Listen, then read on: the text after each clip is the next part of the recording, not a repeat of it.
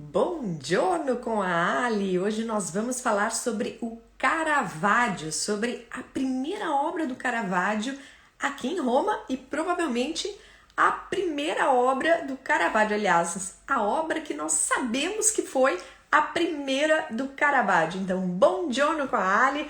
Hoje já nesse horário novo aqui, que a gente... aqui na Itália estamos no horário de verão, então eu estou 5 horas na frente de vocês. Nas outras semanas a gente tomava café mesmo antes do meu almoço. Hoje eu já almocei porque já são 1h09 agora aqui. Então, bom giorno com a Ali, peguem o cafezinho de vocês que hoje a história está boa. Então hoje, bom giorno Simone, hoje Simone a gente... toma um café aqui pós-almoço e vocês aí no café acordando. Cada vez a gente tá ficando mais distante no tempo. Oi, Rejane, tudo bem? Gente, me ajudem aqui a divulgar essas lives de terça-feira. Provavelmente eu vou trocar o dia, tá? Mas eu ainda estou decidindo. Vamos ver. Mas quem curte essas lives, manda aí o aviãozinho, comenta, deixa o recado depois se gostou, se não gostou da live, que isso é bem importante para a divulgação do meu trabalho, tá? E se nessa semana, olha só o que a Ali tá pensando aqui, enquanto o pessoal entra. Vocês sabem que eu abri as inscrições para a minha comunidade Bastidores da História. E tem muita gente que me pergunta exatamente como que funciona e tal. Então, se a gente tiver mais de 30 comentários, pelo menos, nesse vídeo aqui, eu vou fazer um passeio com vocês ainda essa semana. Então, como é que vai funcionar? Vou fazer exatamente como funcionam as aulas do Grupo VIP, que normalmente a gente tem uma aula teórica e depois a gente faz um passeio por Roma ou por outros lugares. Então, ajudem a divulgar aí o trabalho da Ali e quem sabe daí essa semana eu faço um passeio com vocês, Praça Navona, os lugares por onde o Caravaggio passou, os lugares por onde o Caravaggio passou, a barbearia do Caravaggio, tudo que vocês vão escutar na aula de hoje. Mas eu quero a ajuda de vocês, porque eu preciso que vocês me ajudem a divulgar o trabalho, combinado? Então, se quiserem, façam isso. E olha só, agora, gente, eu preciso falar, eu morro de saudade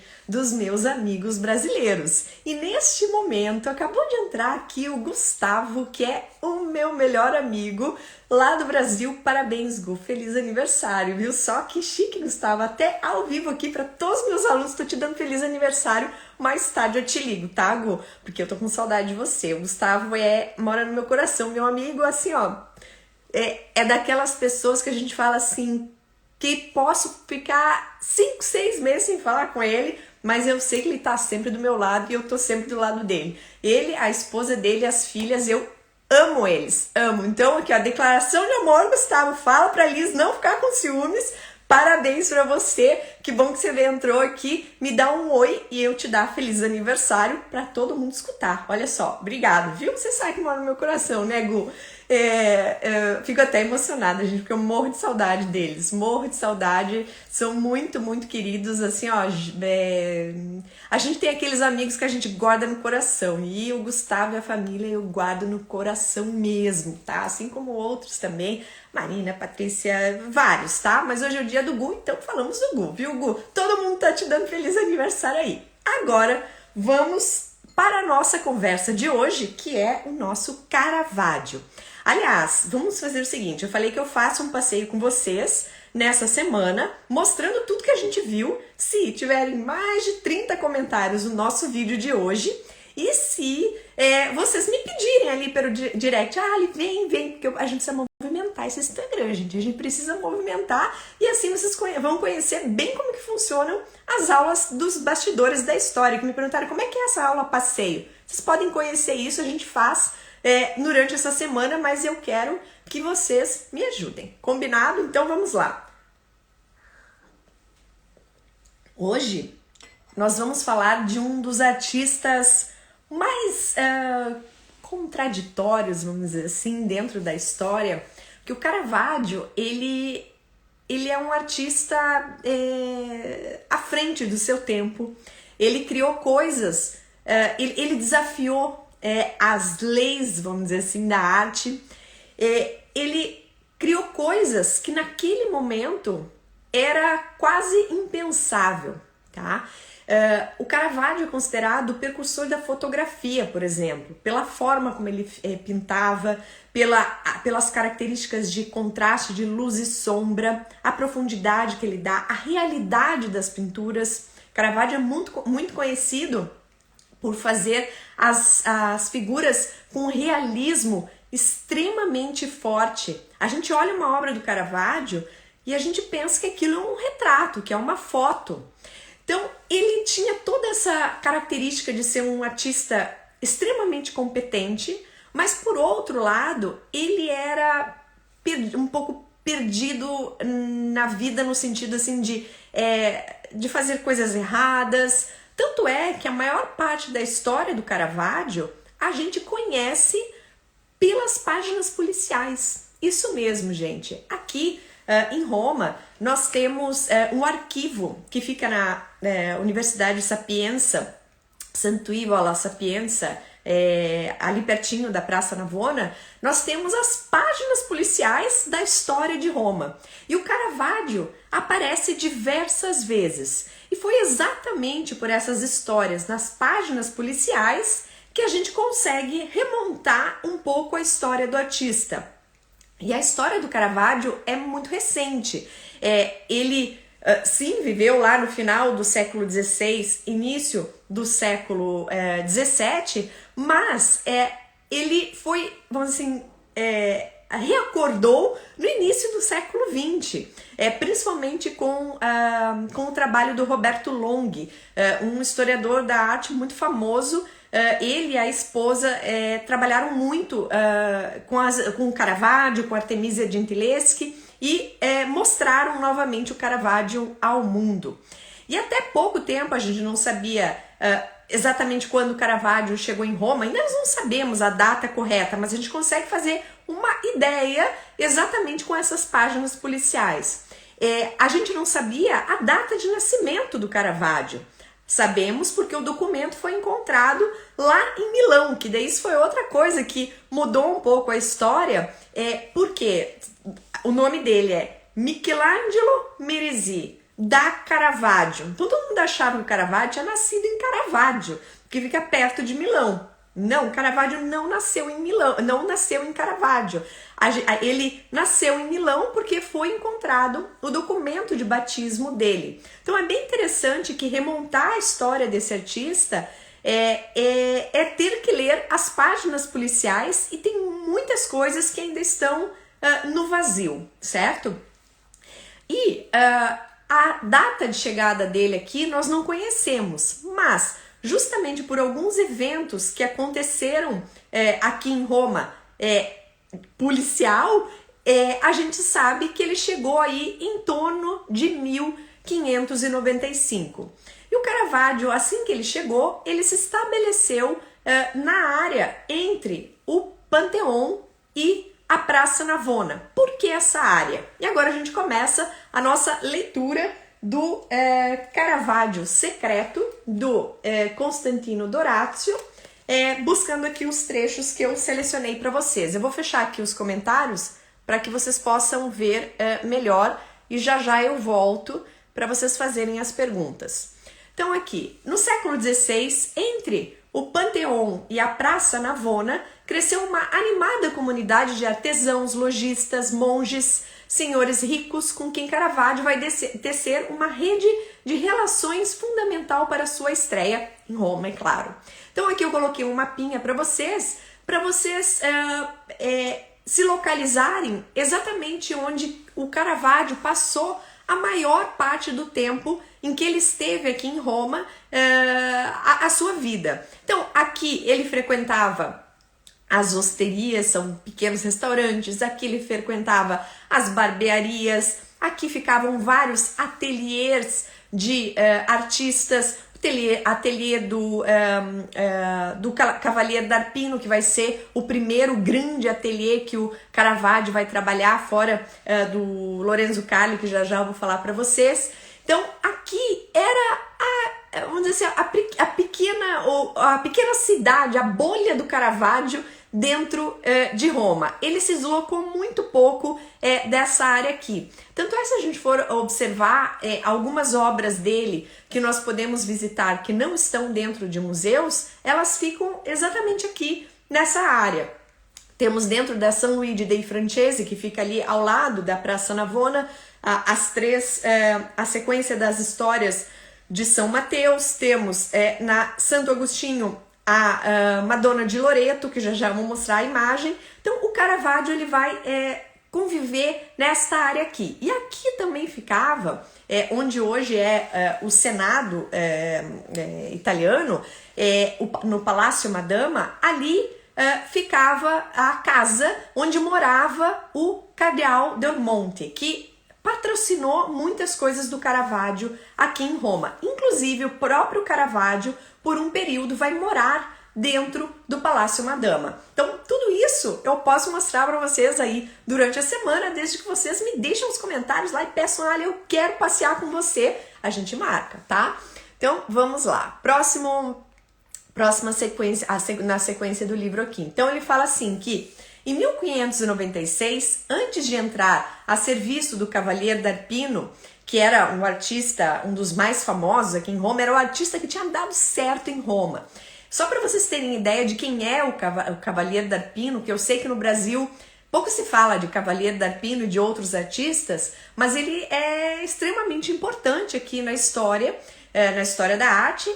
Ele fez nada mais, nada menos do que os desenhos dos mosaicos da cúpula da Basílica de São Pedro. Então, um artista muito, muito conceituado, e o Caravaggio sabia disso. Então, antes dele trabalhar com o Cavaliere d'Arpino, a gente encontramos o Caravaggio como assistente do Lorenzo Carli.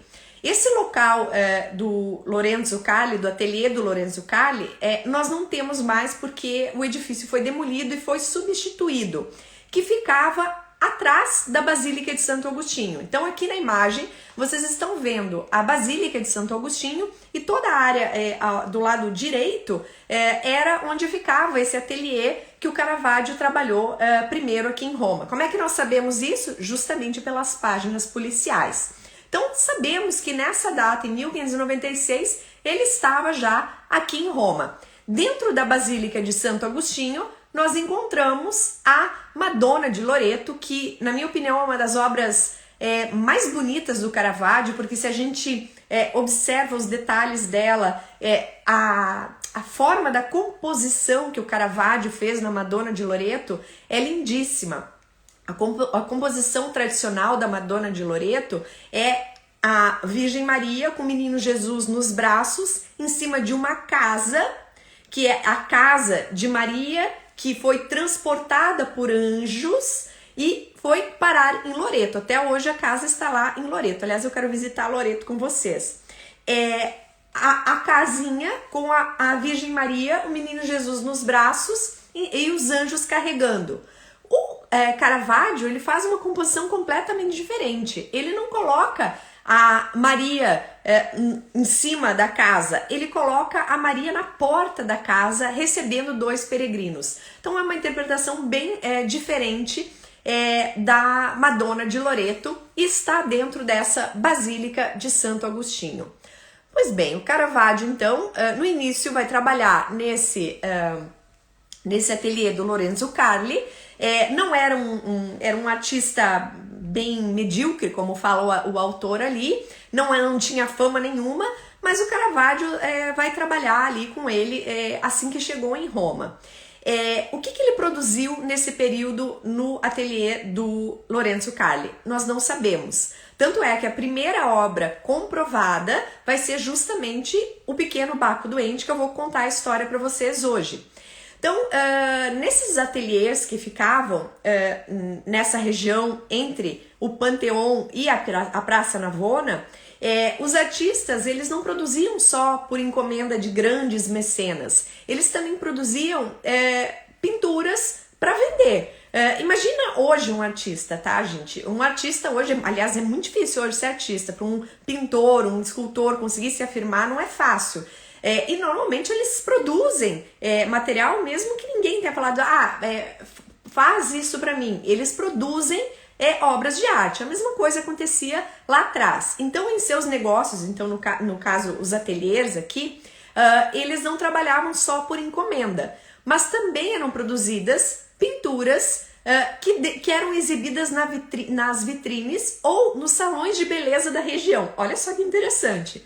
Naquele tempo, os barbeiros não se limitavam aos cortes masculinos, mas também trabalhavam como cirurgiões de primeiros socorros, no caso de feridas com cortes ou mordidas de animais, colocar fraturas no lugar, tirar sangue, colocar os sugadores, os sanguessugas, e também vender pinturas. Então, a imagem de barbeiro que nós temos hoje, que é lá para fazer barba, bigode, cabelo dos homens, não era bem assim aqui no final do século XVI e no século XVII, que é o período que o Caravaggio está aqui em Roma. Os barbeiros, eles faziam trabalho de primeiros socorros e também vendiam pinturas. E aí o que é bem interessante é que nós temos como visitar o local onde ficava a barbearia do Caravaggio.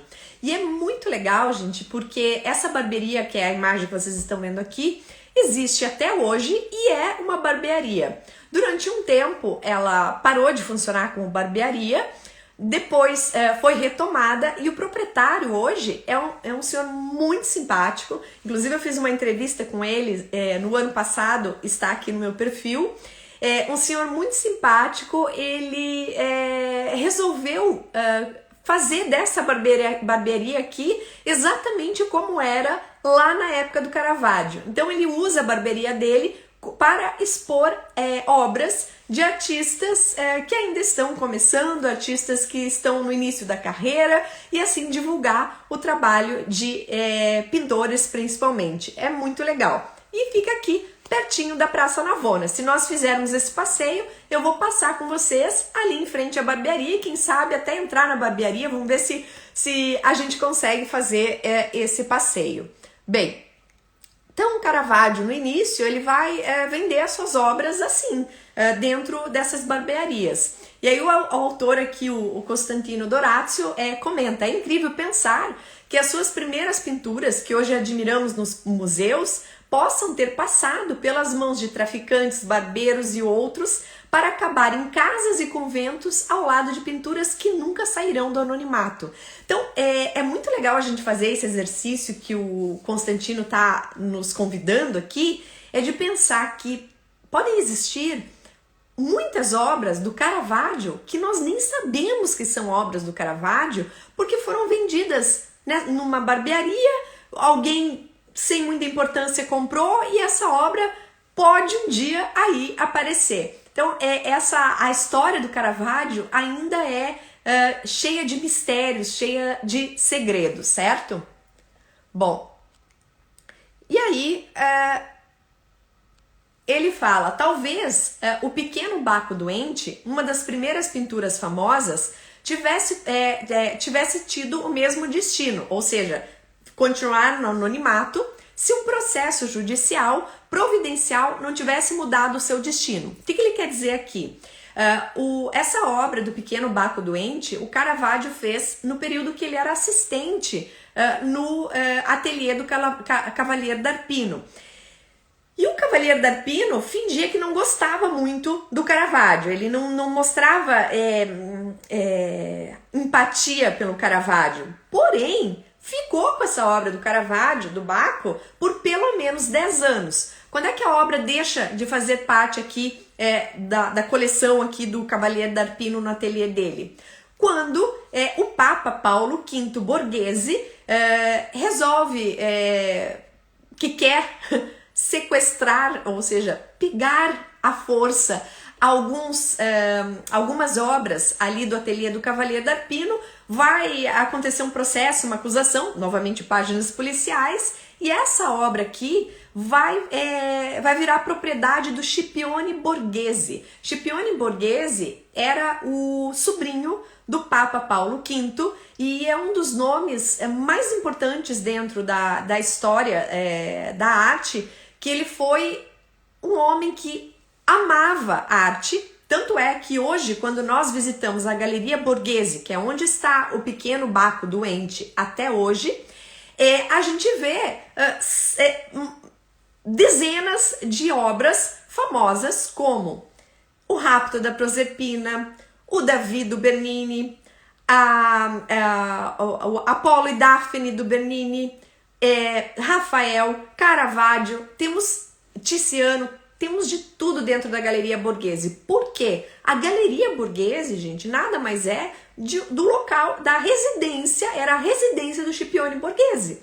Então, ele contratou diversos artistas para decorar essa casa, porque ele era um amante de arte. E as obras do Caravaggio, muitas delas passaram a fazer parte da coleção do Scipione Borghese, estão até hoje dentro desse museu, Galeria Borghese, e o pequeno Baco doente, foi isso que aconteceu. O Papa Paulo V fez esse processo judicial, conseguiu tomar posse de algumas obras e deu para o Scipione Borghese esse pequeno Baco doente, que é uma obra aparentemente, quando a gente olha assim, não, é só um Baco. Não é só um Baco, gente. Nenhuma obra do Caravaggio é só alguma coisa. Sempre tem alguma coisa por trás. E esse Baco aqui é chamado assim Baco doente, porque de fato quando a gente olha para essa obra, o que a gente vê? A gente vê uma pessoa saudável? A gente vê um homem saudável? Não. A gente vê ali, tem quase um aspecto lunar, né? Cinza, esverdeado. Por quê? Porque justamente este retrato aqui é um autorretrato do Caravaggio nesse período que ele estava dentro do ateliê do Cavaliere d'Arpino e que ele, numa briga, machucou a perna, fez um machucado muito sério na perna, foi parar no hospital. Temos esses relatos também do Caravaggio que foi para o hospital e tudo mais. E temos o relato de um concorrente do Caravaggio dizendo que neste período ele estava fazendo uma série de autorretratos e um deles era um autorretrato em forma de Baco. Então aqui a gente tem o deus do vinho da mitologia greco-romana, Baco ou Dioniso também pode ser chamado, que normalmente é representado com essas folhas de parreira na cabeça, a uva. O Caravaggio, o que ele traz aqui? Reparem o seguinte, ele tem um cacho de uvas na mão esverdeado assim. A cor do rosto do Caravaggio, ele é praticamente o reflexo desse verde que aparece na uva. A gente tem um esverdeado mesmo, cara de doente. Ali, o que mais a gente pode observar aqui para ver que o Caravaggio estava doente? Eu comentei que o momento que ele tinha machucado a perna, certo? Então aqui, se vocês observarem, a gente tem a mesa com aquelas frutas, e essa mesa é outra jogada do Caravaggio para dar profundidade na obra. Então ele cria esse tampo acinzentado aqui, que vem em nossa direção para dar perspectiva, para dar profundidade na obra. E lá atrás aparecem as duas pernas do Baco. E esse Baco, ele não está numa posição confortável, ele está de lado, ele está com o corpo de lado, com o rosto virado para nós, e as pernas estão de lado também. Se vocês observarem, está bem escuro isso, que é outra característica do Caravaggio, esse contraste de luz e sombra.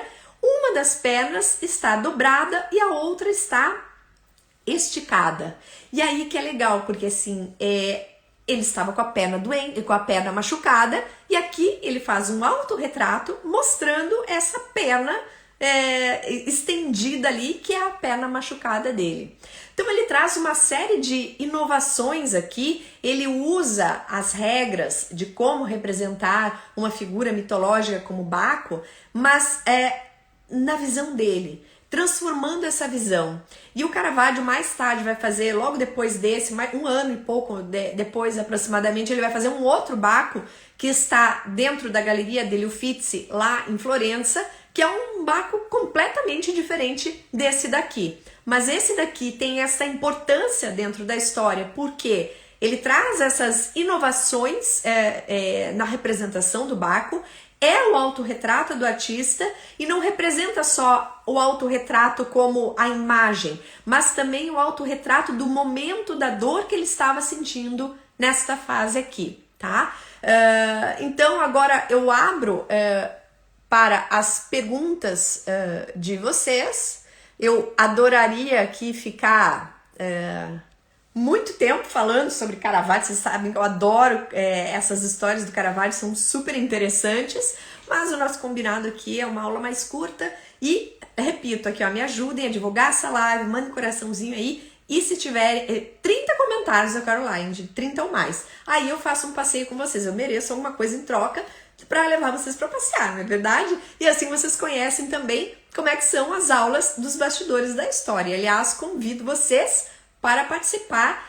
Estamos com as inscrições abertas até o dia 10 de abril, ou seja, até domingo, e eu não sei se vocês olharam a página de vendas, mas lá está escrito, vocês podem comprar e testar, experimentar por 14 dias, tá, gente? Então, aguardo vocês aí no nosso grupo. Obrigada, Tito. Eu adoro falar desse tema. Essa obra é muito importante porque, na verdade, é a obra que a gente considera a primeira do Caravaggio, tanto em Roma quanto a primeira que nós temos certeza que é do Caravaggio.